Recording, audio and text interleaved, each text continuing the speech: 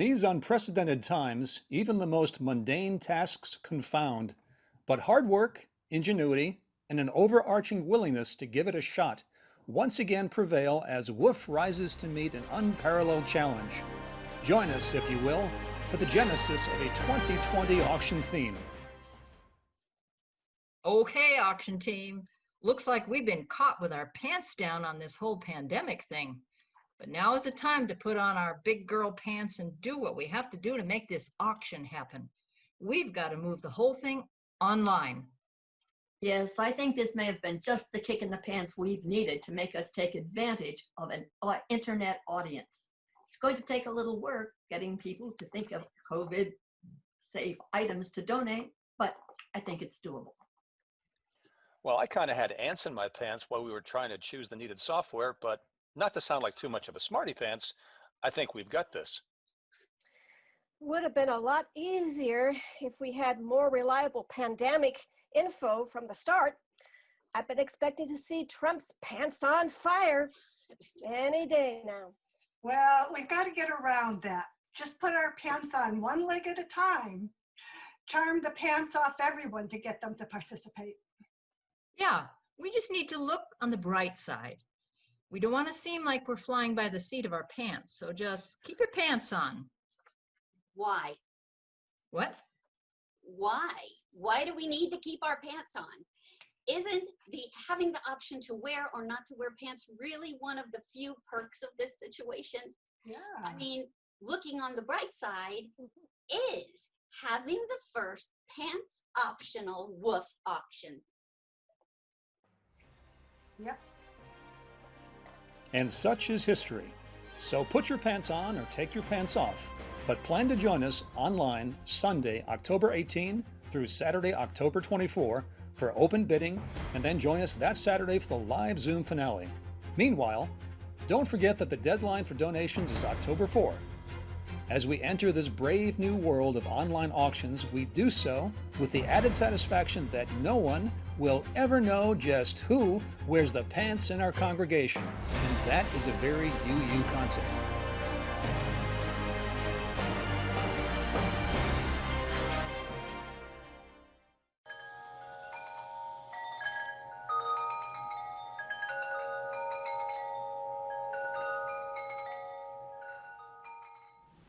Welcome to the West Hills Unitarian Universalist Fellowship Sunday services. We are affectionately known as WOOF, and I am the Reverend Tracy Springberry.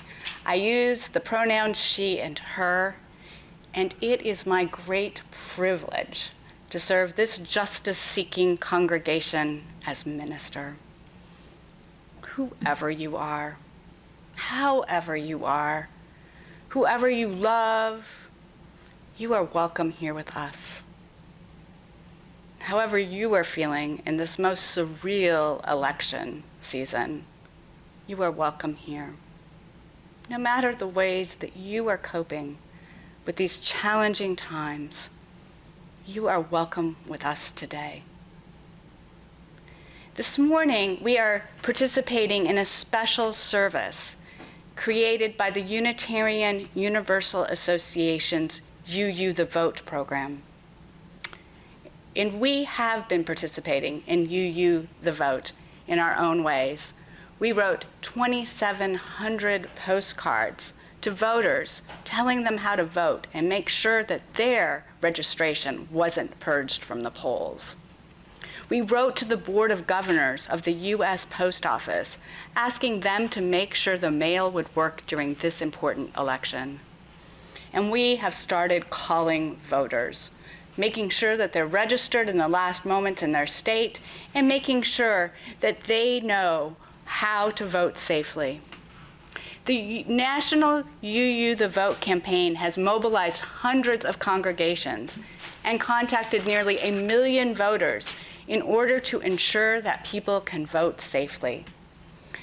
The UU the Vote program has partnered with local organizations in swing states whose priority is democracy and voting. This service that we're about to see reminds us that as Unitarian Universalists, we are committed to side with love. When the world is challenging or our lives are hard, we are asked by our faith to reach out with kindness, compassion, and fairness, both for ourselves and for other people, and for justice. We all need that message now as the situation in our country gets more polarized and more unpredictable. What can we do? So many of us ask ourselves, what can we do? We can steadily, with commitment and determination, do what we can to make sure that people who want to vote can vote and vote safely, and that their votes get counted. I phone banked with UU The Vote on Wednesday evening. We called potential voters from mostly marginalized communities in Wisconsin. And it was pretty simple and easy to navigate with lots of support. In less than 2 hours, the assembled team dialed over 9,000 people and spoke to many, helping them know how to register and where to drop their ballots. And I'm going to do this again. It felt useful. My drop in a rising stream of people committed to making sure that people can vote during a time of significant voter suppression. If you are visiting WOOF this morning for the first time or a second time and would just like more information about our community, please write our administrator. Her address is on the front of the screen and also on our website. And you can get on our email list and get links to our coffee hour. Everyone else, please read your announcements. It has so many ideas about how you can be engaged in our community just now. Chalice circles are closing today. Really, take some time and register to be in a small group where you can talk about what matters most in lives. We have other regularly meeting groups, and I encourage every person to join one. We really need to be with each other, even if that's virtually, during these times that we cannot gather. That email that you got this morning also has a link to coffee hour, which is held at 11:30 on Sundays. We do joys and sorrows in coffee hour. We talk about the service and do deeper check-ins, and it's a really great way to see old friends and meet people you've never met before. I will be there, and I look forward to seeing you there. We will now light our chalice. If there was ever a time for a candle in the darkness, this would be it. Using a spark of hope, kindle the flame of love, ignite the light of peace, and feed the flame of justice. Please join us in our affirmation. Let us open our eyes to see what is beautiful. Let us open our minds to learn what is true. Let us open our hearts to love one another.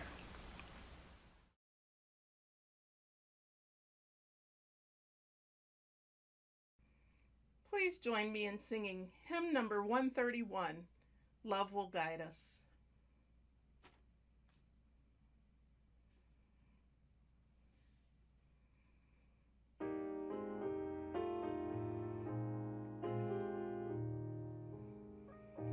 Love will guide us, peace has tried us, hope inside us will lead the way on the road from greed to giving. You can change the world with your love. If you cannot sing like angels, if you cannot speak before thousands, you can give from deep within you. You can change the world with your love. You are like no other being. What you can give, no other can give.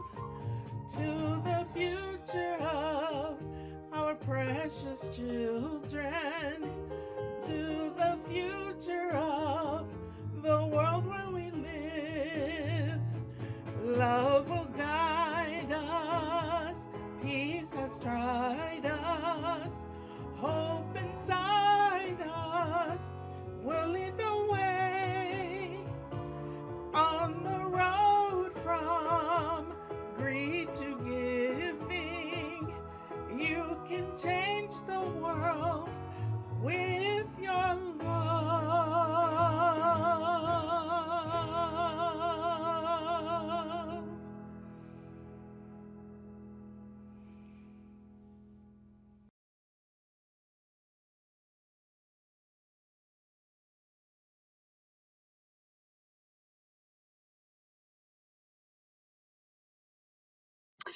All right, everyone. So gather together because we are going to talk about somebody amazing. Frances Ellen Watkins Harper was born and raised into a free Black family in 1825. Her family lived in Maryland, where slavery was still legal. Being born free in a land where people who looked like you were enslaved was something that inspired both Frances and her family to become abolitionists. When she was very young, both of her parents died, and she went to live with her aunt and uncle. Theirs was an abolitionist household. They worked to end slavery, and they also ran a school where Black children, including Frances, received an education.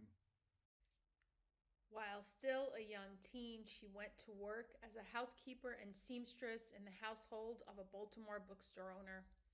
Her employers encouraged the inquisitive Frances to use their big library. She devoured books and began to write poetry and essays which appeared in the newspaper. By the time she was 20 years old, her writings were published in her first book, Forest Leaves.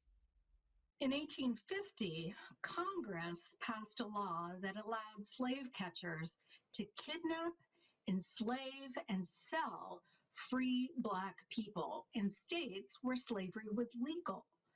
Her aunt and uncle fled from Maryland to Canada. Frances fled to Ohio, which did not allow slavery, and then 2 years later to Pennsylvania.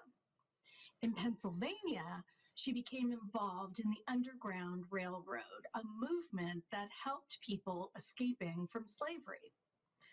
Throughout this all, Frances continued to write and to publish books of poetry, much of it against slavery. In time, Frances became the first Black woman to earn a living through the use of her words, living modestly and donating much of her income to helping her uncle's work with the Underground Railroad. In 1854, the Maine Anti-Slavery Society hired her to travel all over the Northeast to make anti-slavery speeches. She became one of the most famous speakers and authors of her time. All kinds of people came to hear her speak, but she made a point of not charging Black people admission. Frances was progressive throughout her life. While she wrote and spoke against slavery, she also took other kinds of actions. She refused to wear or eat goods that were farmed by enslaved workers, including cotton and sugar. She wouldn't wear clothes made of cotton or eat food that contained sugar. In 1860, the year that the Civil War began, Frances Watkins married Fenton Harper, who already had 3 children. The two had a daughter together, and Frances took time off from her writing and speaking to tend to her blended family. Unfortunately, just a few short years later, her husband died, leaving her as a young widow responsible for many unpaid bills. Frances Watkins Harper made the difficult decision to send her children to live with relatives and go back on speaking tours in order to make money and provide for her family. By then, slavery had ended, and she spoke for women's rights and for legal and civil rights for Black people. She wrote poems and essays about the experiences of new freed slaves struggling to make their way despite the damage done to Black people by slavery. In 1870, She joined the Unitarian Church of Philadelphia. There, she found a community where white and black people came together and where many shared her passion for justice. In many ways, Frances Harper was at home in two different worlds. Although she was used to working with white people, she also kept her connection to the Black community in Philadelphia. She maintained her membership in the African Methodist Episcopal Church, where she taught Sunday school. She wrote 3 novels specifically for Black people, highlighting family connections and choices about racial identity. She pushed for education and voting rights for Black people, and she encouraged Black children to learn and grow, just as she had been encouraged as a child.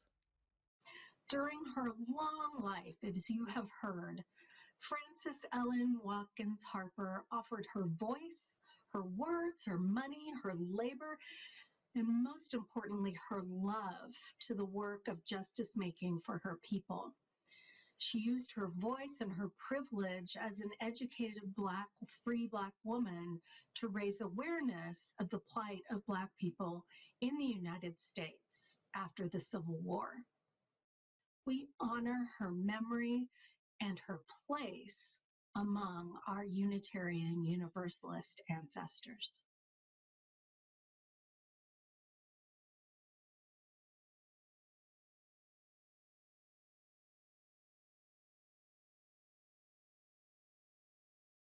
May I be light in you. May you be light in me. Into our hearts, into our souls, let love abide. May I be love in you. May you be love in me. From this place out to the world for all time. Spirit of life, sources of all that ever was and can be. We are guided by all that is sacred within our own hearts and minds to pray this prayer and to live this prayer. We offer up this simple and profound hope that we may be light, give light, and receive light in all the places we call home and in this sacred space that reaches across miles and experiences. That we may be love, give love, and receive love out in the world. May we never forget the impact and power of our voices. May we never lose sight of the songs in our hearts. D. Blanchard reminds us that they can be heard as songs of love or of longing, songs of encouragement or of comfort, songs of struggle or of security and care. But most of all, they are the songs of life, giving testimony to what has been, giving praise for all we're given, giving hope for all we strive for, and giving voice to the great mystery that carries each of us in and out of this world. Today, we hear those songs in all the ways we are learning and growing as communities of faith, hope, and love. We hear them as little ones become young ones. We hear them as loved ones pass from this life and into the unknown. And we hear them in the streets and at our polling places as people of faith and conscience pave the way for a better world, a better understanding, deeper care and accountability, and we hear them in the silences.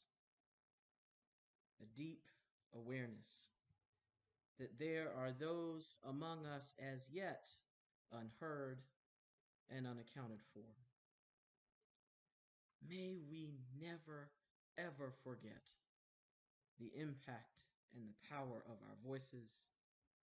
May we never, ever lose sight of the songs in our hearts. May grace and mercy follow us wherever we may go, whatever we feel called to and toward in the days and weeks ahead. Amen. Ashe. And blessed be.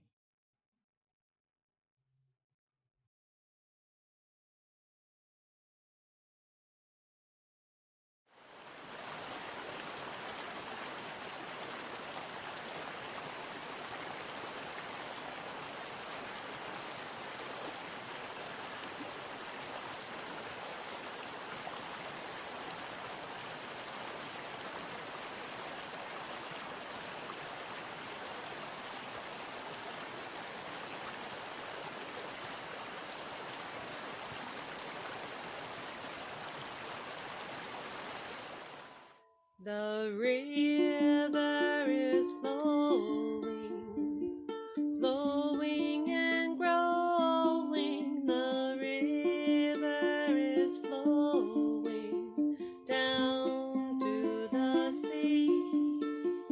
Father, carry me, child, I will always be. Mother, carry me down to the sea.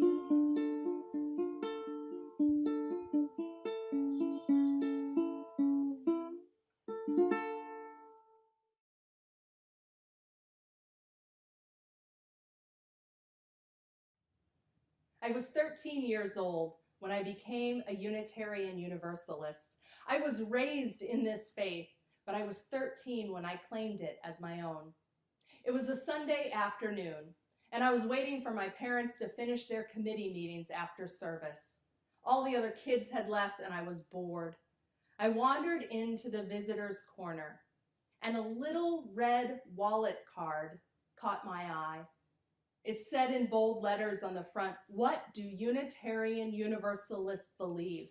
My 13-year-old self wondered, what do Unitarian Universalists believe? As I read the 10 statements written by the Reverend David O. Rankin, in my heart, in my soul, as I read those words, I said, yes, this is what I believe. One phrase in particular planted itself in me like the deepest truth, and I never forgot it.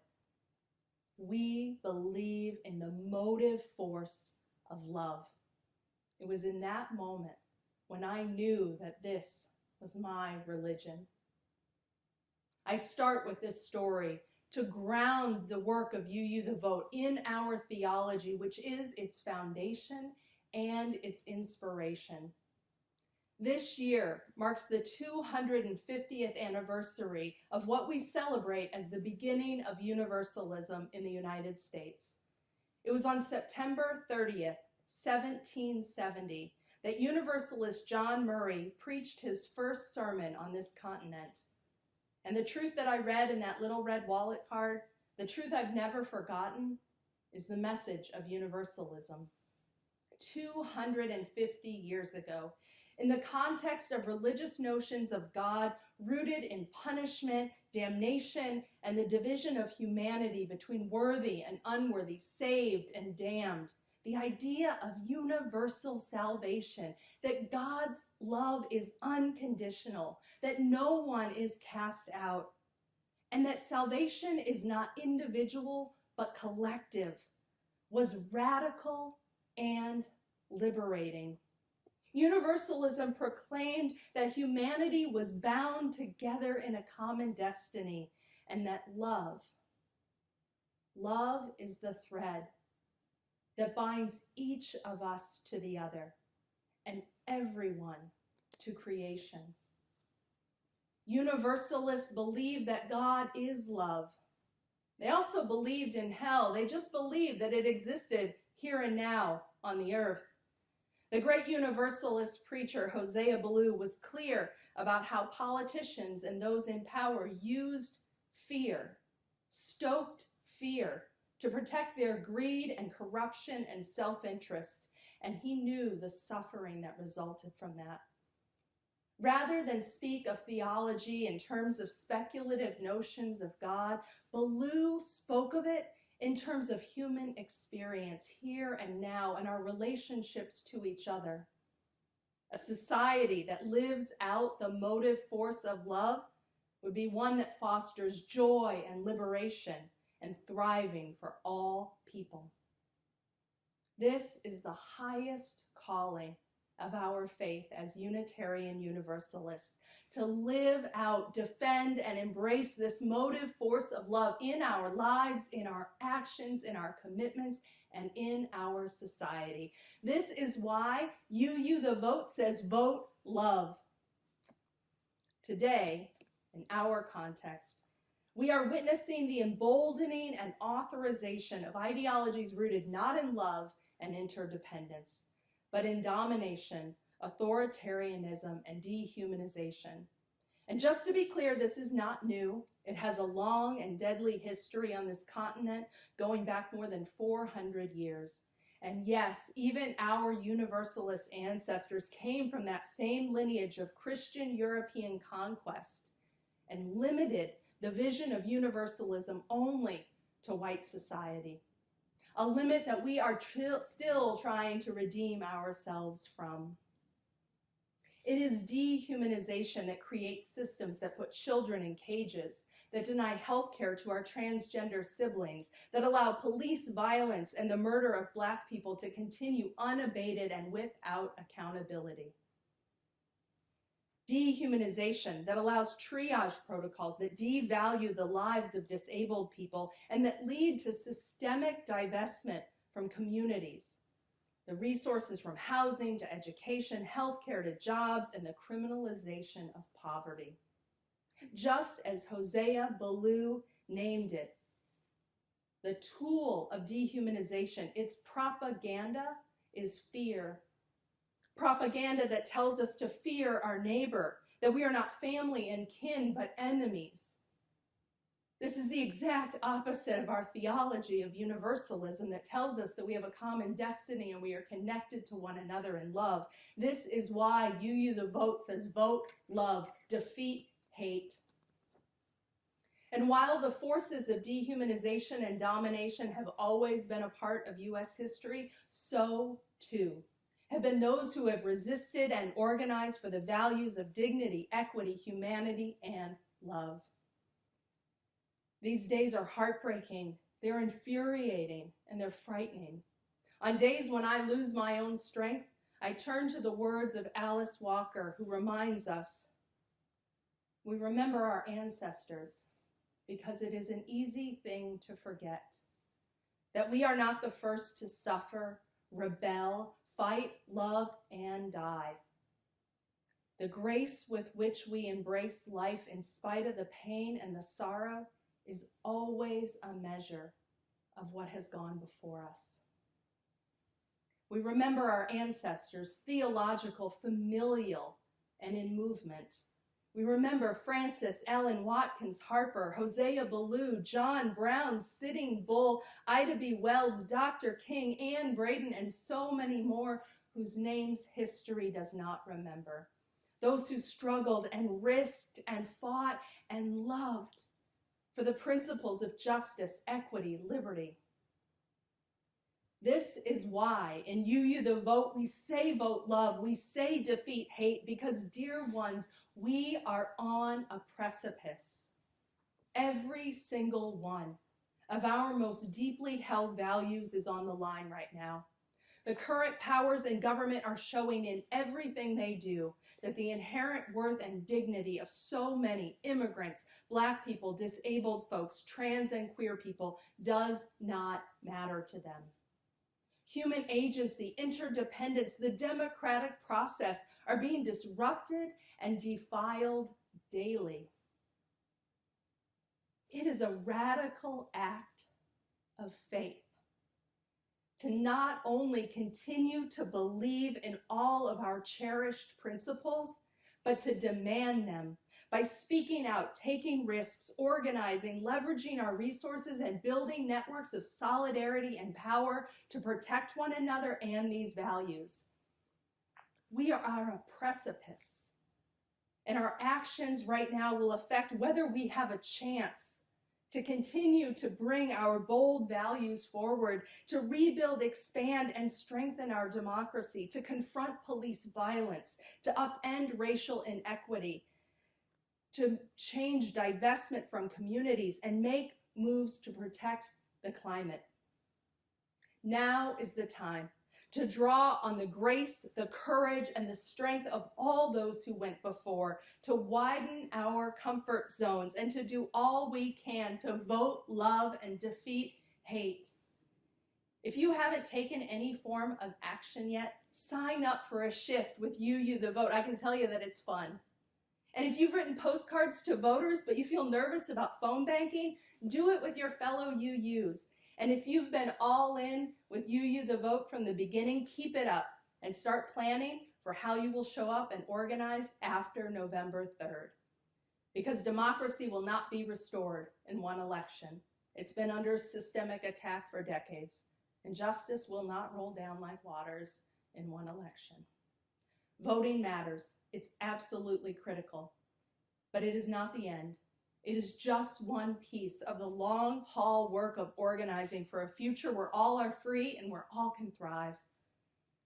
Will you show up in the streets, set up to contribute to a bail or legal assistance fund, open your church building to protesters needing refuge from state repression, tap into your own endowment or discretionary funds to make sure that grassroots organizers have the funds they need for their work? There is so much to do. And our faith calls us to love more radically, to give more generously, to believe more fervently that another world is possible, and be willing to be all in for that future. As you've heard me say many times before, this is no time for a casual faith, no time for a casual commitment to what you hold most dear. And this is no time to go it alone. Friends, we are in this work together. I invite you to be deeper in this work of UU the Vote with us. May we remember that we are held by love always. May we remember that we are held by and with one another. And may we all together be all in today, tomorrow, next month, and next year for justice, for love, for democracy, and for a future that is free and thriving for all people. May it be so.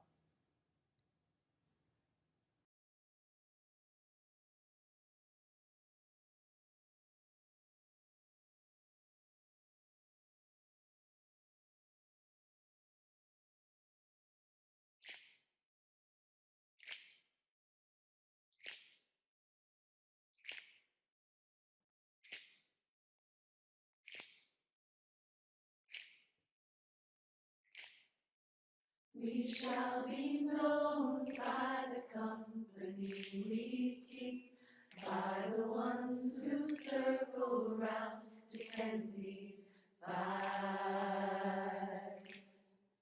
We shall be known by the ones who sow and reap the seeds of change alive from deep within the earth. It is time now. It is time now that we cry. It is time we lead ourselves into the well. It is time now, and what a time to be alive. In this great turning we shall learn to lead in love. In this great turning we shall learn to lead in love.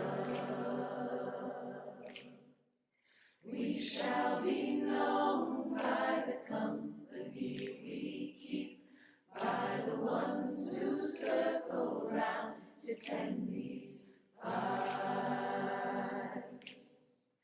We shall be known by the ones who sow and reap the seeds of change alive from deep within the earth.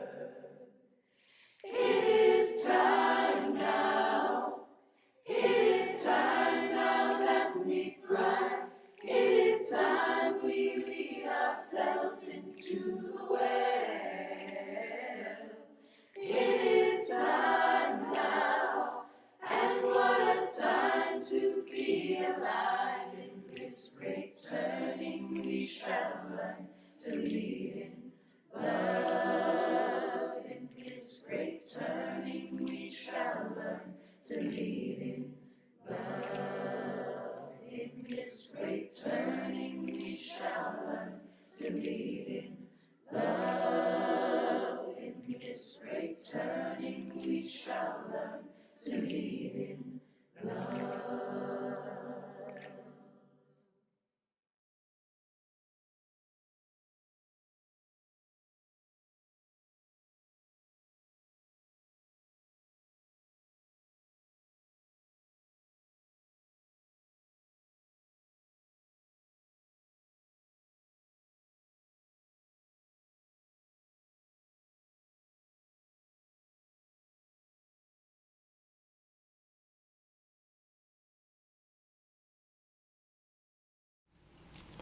As we prepare to gratefully give and receive our offering, please watch the screen for instructions on how you may offer financial support during this time.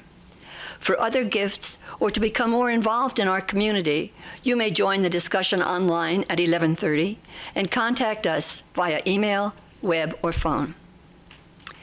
We are reminded that it was love that built the fires we are warmed by today, and love that planted the trees that shade us.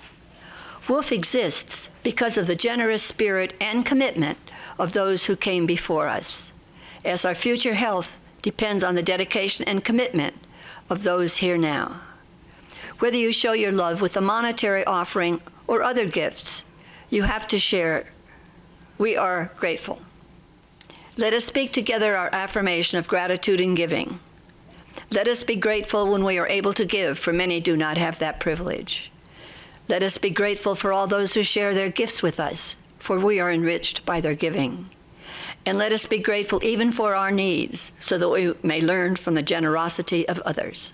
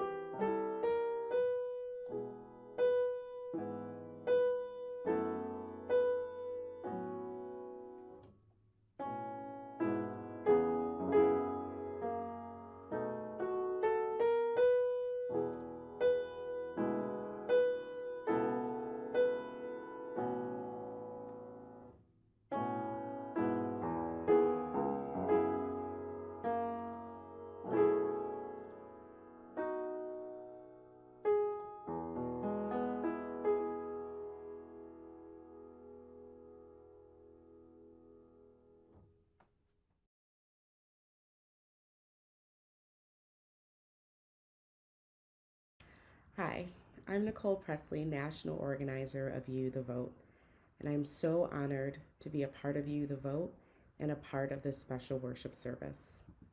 By this time, you've probably gotten used to virtual worship. You've made sure your computer is charged, you've searched your email for Zoom links, or you've scrolled through your social media feed for the live stream.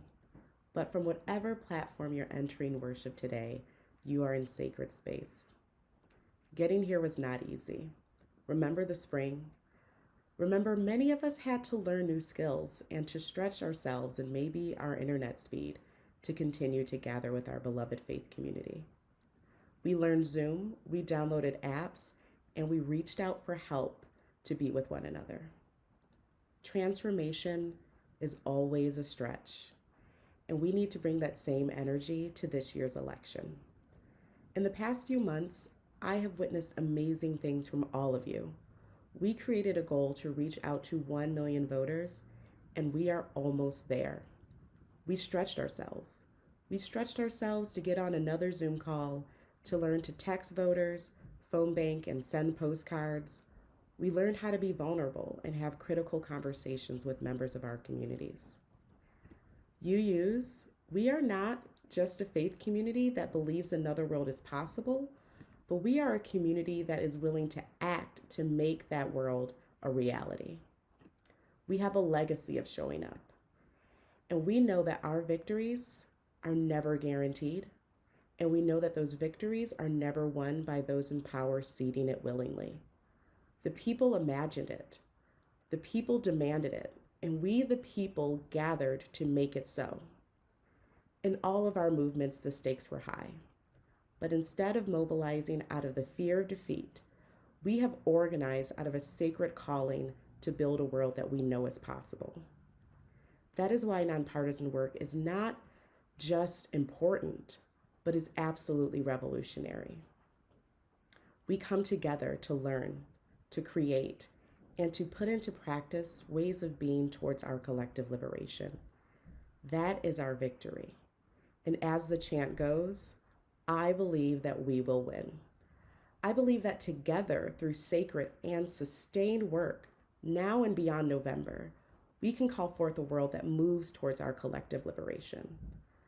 But we must all show up to vote love in 2020. That means showing up to the work that is needed, not just the work that is comfortable. That means showing up in service and in solidarity to combat a simple campaign of voter suppression and intimidation.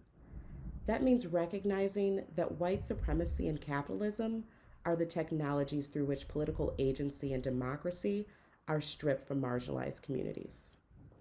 So when I say vote love, I don't just mean voting our values, although I absolutely want you to do that if you are able.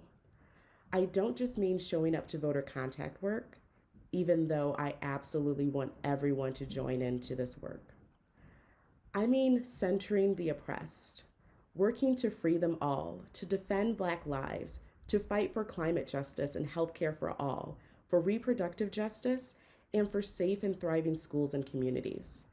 I mean continuing whatever work is necessary to make sure every ballot is counted and that the results and will of the people are respected. We have important choices to make in 2020, but if we are to really vote love and defeat hate in 2020, we must also commit to continue to side with love every single day after November 3rd and into 2021. If you are in it for the long haul, if you believe that another world is possible because you are gathered in a community that puts faith into action, if you are ready to stretch beyond November 3rd to protect democracy, join us. Take the Vote Love Pledge to join a team that is organizing to take action in this election and ready to mobilize after November 3rd for the work ahead. Join me. Take your phone out, text Pledge Love to 51555 to take the pledge today, or go online at uuthevote.org. We need everyone in this work. Thank you for finding your role in this work. Thank you for doing it with joy and hopefulness. And thank you for joining UU the Vote. Let's make sure love always wins.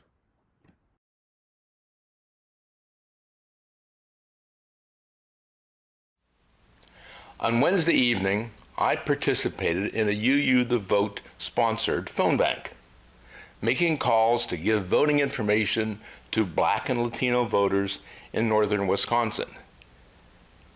Reverend Tracy also participated, as she mentioned earlier. So how did it go?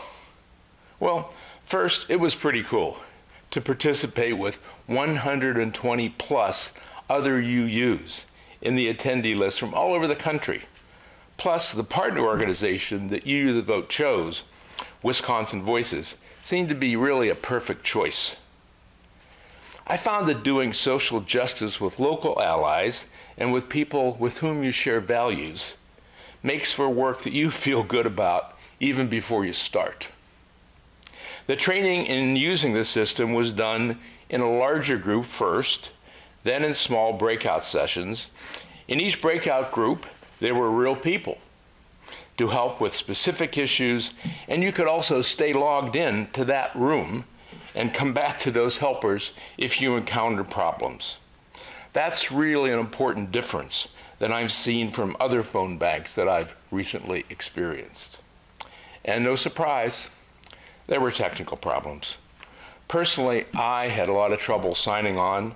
I admit I have a really low tolerance for technical issues and technical problems, and this was not an enjoyable part of the journey for me. But turns out that once I switched from using Safari to Firefox, things went much more smoothly, but it did take time from getting on to making calls. The auto dialer that the system used is great in that you don't have to do the dialing, and you get notified only if a person answers the phone. Your cell phone number does not appear to the person that you're calling. The script is clear. It focuses on getting information on voting to the person, especially information on early voting to them. As Tracy mentioned, during the 2 hours, the group made 9,000 calls. Tracy and I were both slowed by technical problems and can't report, groundbreaking personal connections. Though many of the volunteers did report very, very fruitful conversations and connections that they had. So for me, despite some frustrations, I feel very good in participating in this. Especially given the threats to democracy I heard this week, I feel I did something positive. And I'm doing it again. There are 2 more opportunities for you to join me in making these calls in Wisconsin on October 7 and October 21st. So you can sign up at uuthevote.org/phone. I'll say that again, uuthevote.org/phone. Simple, huh? Then you will get confirmation and links to join after you do that. It's easy. This sign-up information will also be in the e-blast tomorrow. But call or email me if you are even considering doing this and want to talk. I hope you will join me. I hope some of you will join me, but now here's some actions that we all can do closer to home. So the deadline for registering to vote in Oregon is October 13. Ballots arrive in your mail at your door October 14.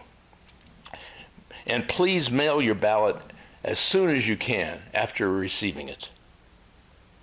Then secondly, your WOOF UU the Vote team is researching the most secure drop boxes and will communicate that to you as we learn about that information. Finally, if you need assistance in using a drop box, you can contact Linda Smith and she will arrange assistance for doing so. More on that in the coming weeks. It's been a tough week. Individually, as members of our WOOF community, as Americans. But I think we can be proud that we are part of a faith that values the democratic process and one that takes actions to defend it.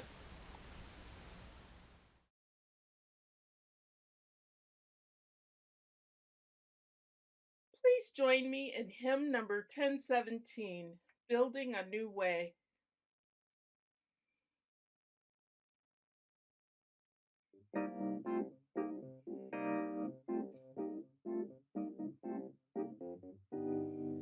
We are building a new way. We are building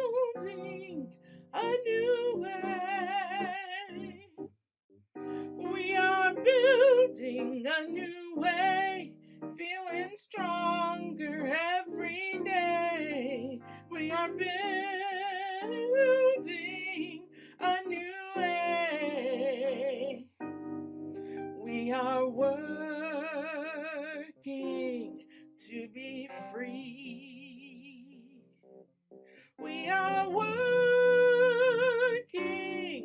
to be free. We are working to be free, free from hate and jealousy. We are working to be free. We can feed our every need. We can feed our every need. We can feed our every need. Start with love, that is the seed. We can feed our every need. Peace and freedom is our cry. Peace and freedom is our cry. Peace and freedom is our cry. Without these, our world will die. Peace and freedom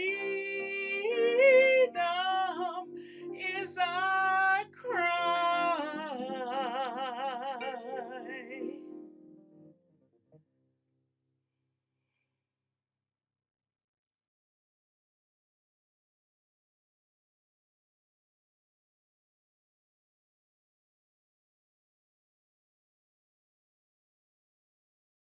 As we extinguish the chalice flame which has danced through our time together, we commit ourselves again to keep the flame of justice burning bright, especially in those times and places where justice is denied, with those people whose humanity is denied.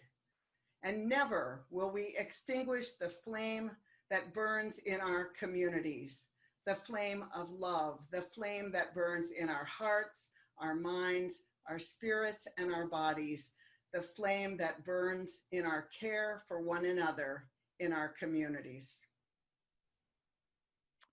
Friends, I offer you these words from the Reverend Darcy Roque.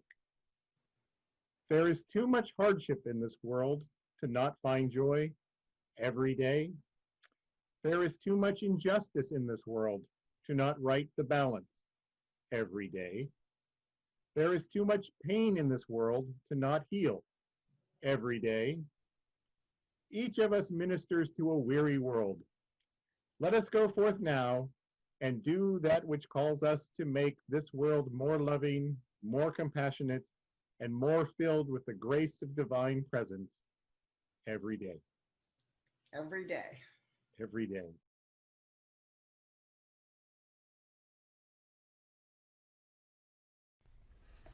Carry the flame of peace and love until we meet